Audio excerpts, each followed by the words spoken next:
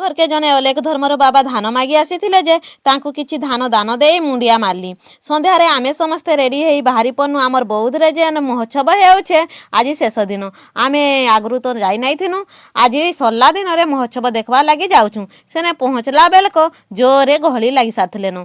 पहला आमे माँ पुओ झियो गुचुप खाइनु, मोर स्वामी तो दोसा खाइले। खाई सारी सबुआड़े बुलाबुली करी देखनु जे बहुत सुंदर देखा जाउछे। दुईटा हाथी थिया हेइथिले, हाथी पाखरे आमे टिके वीडियो बनैनु। सेनो बाहरी के आमे बौद्ध महोत्सव जेन लेखा हेइचे सेने फोटो टिके उठेइकी गीत नाच देखिकी छुआ मानकर खेलना किनी केड़े केड़े सुंदर शंखा मान चूड़ी मान आसीथिला जे मोर लागी तो मुई केते शंखा किनली।